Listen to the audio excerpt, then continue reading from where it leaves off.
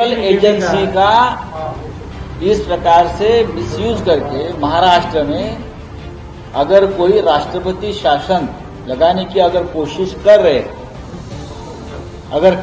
तो मैं उनको एक चेतावनी दे रहा हूं, जो आग लगेगी उसमें आप झुलस जाएंगे। 3 पार्टी में कोई स्प्लिट नहीं है, हम सब एक है। अभी मैं फाइनली आपको बताता हूं, चाहे कोई भी कुछ भी कहे, कुछ भी बोले, कोई भी आरोप करे, महाराष्ट्र की महाविकास आघाड़ी की सरकार का बाल भी बाका नहीं होगा।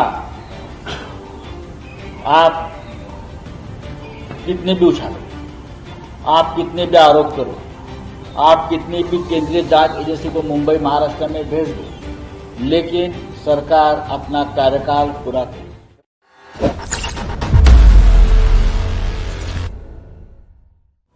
अगर राष्ट्रवादी कांग्रेस के प्रमुख ने तय किया है कि अनिल देशमुख के ऊपर जो आरोप हुए या हो रहे हैं उसमें कोई तथ्य नहीं है और उनकी जांच होनी चाहिए, तो उसमें गलत क्या है? कोई भी उठेगा और आरोप करेगा किसी के ऊपर भी। आजकल तो बहुत बड़ा सिलसिला चल रहा है, वैसे आरोप इस देश के सभी राजनेताओं के ऊपर होते हैं और होते आ रहे हैं। आप देखिए, केंद्र में कितने मंत्री उनके ऊपर आरोप होते हैं, महाराष्ट्र में होते हैं और राज्यों में होते हैं। अगर हर सबका इस्तीफा हम लेकर बैठे तो सरकार चलाना मुश्किल होता है। लेकिन प्रवीर सिंह जो मुंबई के एक्स पुलिस कमिश्नर है, उसने जो एक लेटर बॉम्ब, ऐसे कोई बॉम्ब भी नहीं होता, लेटर बॉम्ब नहीं होता, बॉम्ब तो अलग तरह से होते हैं। तो इस लेटर बॉम्ब में जो कुछ लिखा है उस बारे में खुद अनिल देशमुख जी ने भी कहा है कि उनकी जांच हो जाए, उनकी जांच होनी चाहिए। ये सब जो आरोप है और मुख्यमंत्री खुद जांच करें।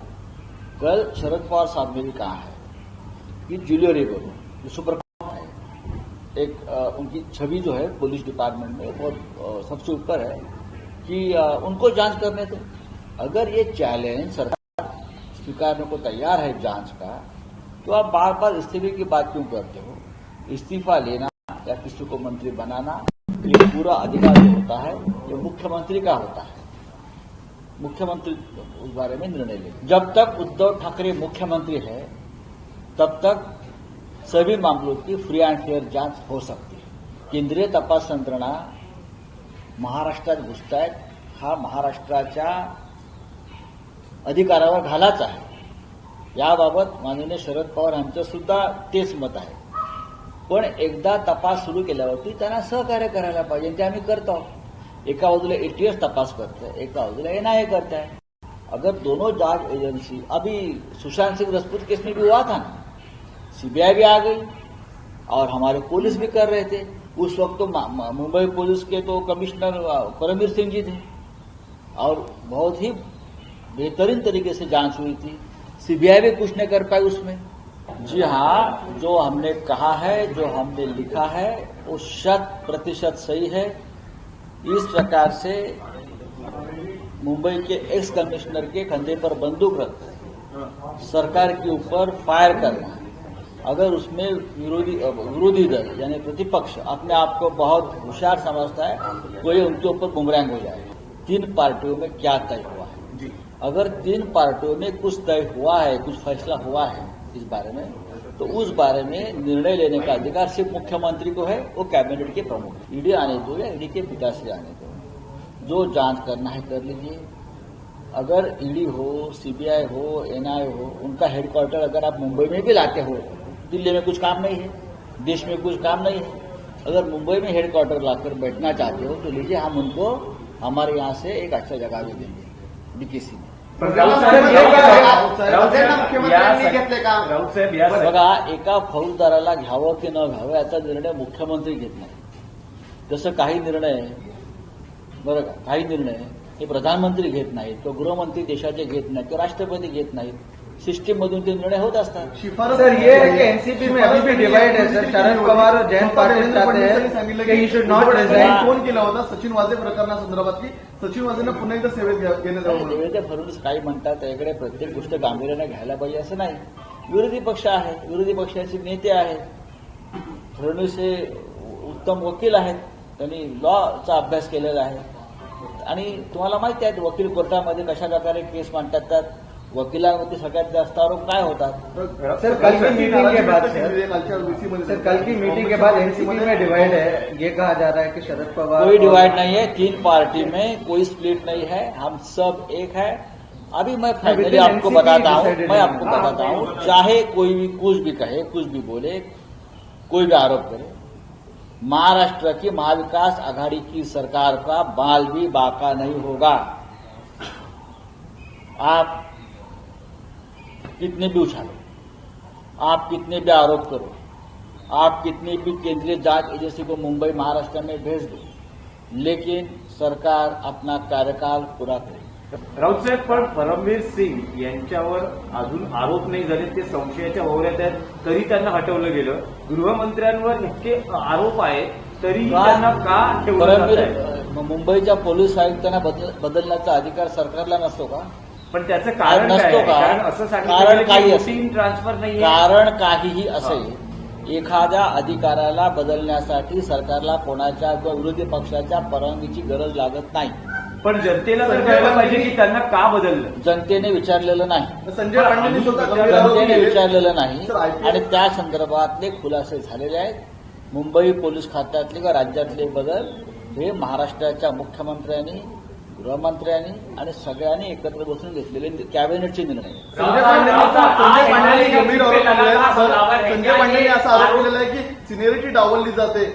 हो, संजय पांडे आयपीएस अधिकाऱ्यांनी पत्र मुख्यमंत्र्यांना लिहिलेलं आहे।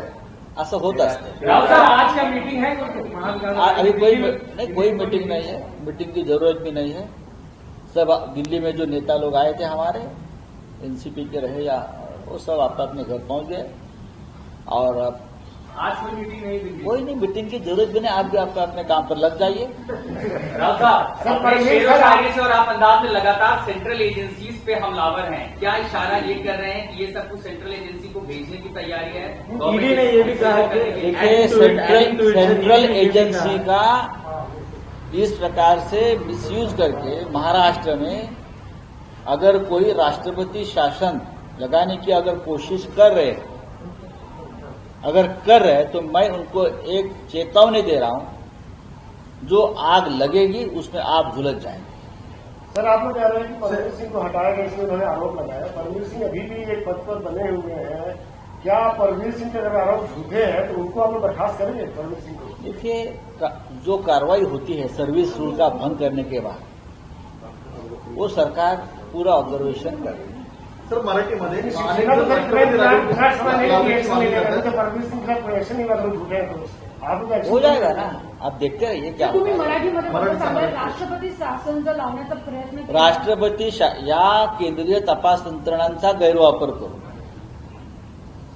अतिरेकी वापर करून महाराष्ट्राच्या संदर्भात जर कोणी स्वप्न पाहत असेल की महाराष्ट्रामध्ये राष्ट्रपती राजवट लावण्याचं स्वप्न पूर्ण करू, तर त्यांनी त्या झोपेतून जागा व्हावं।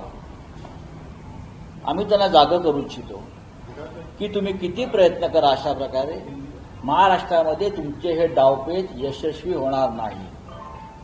केंद्रीय तपास यंत्रणा तुम्हाला जर मुंबई महाराष्ट्रात आणून महाराष्ट्राचा अशा प्रकारे अवमान करायचा असेल तर तुम्ही तो करण्याचा प्रयत्न करत राहा। या सगळ्या तपास यंत्रणांनी आपली दिल्लीतली मुख्यालयं वाटल्यास मुंबईला आणून काही काळासाठी बसवावी, आम्हाला काही फरक पडत नाही। आमचे हात स्वच्छ आहेत सरकारचे, आरोप करत राहा, यापुढे आम्ही तुमच्या आरोपांना उत्तरही देणार नाही। राऊतसाहेब, पण सरकारची तर प्रतिष्ठा पणाला लागते। सरकारची प्रतिष्ठा ही अनेक बाबतीत पणाला लागते राव साहब, आणि ती पणाला लागली तरी सरकारसाठी खिंड लढवायला आम्ही समर्थ आहोत। वो आखिरी शेर आपने जो पढ़ा था उसके बहुत सारे मतलब निकाले गए थे। अब वो आखिरी शेर का मतलब क्या था? नया रास्ता, उसके लोगों को लगा कि देखिए राउत साहब फिर शायद सीएम बदलने के चक्कर में या सरकार बदलने के नहीं चक्कर नहीं, में। मैंने अभी कहा ना, ये सरकार पूरा कार्यकाल करेगी, शेर का कार्यकाल पूरा मतलब तो समझा दीजिए। शेर का मतलब शेर से क्यों पूछ रहे हो आप? अगर आपको हमारे वीडियोस पसंद आए तो प्लीज लाइक करें, सब्सक्राइब करें और शेयर करें।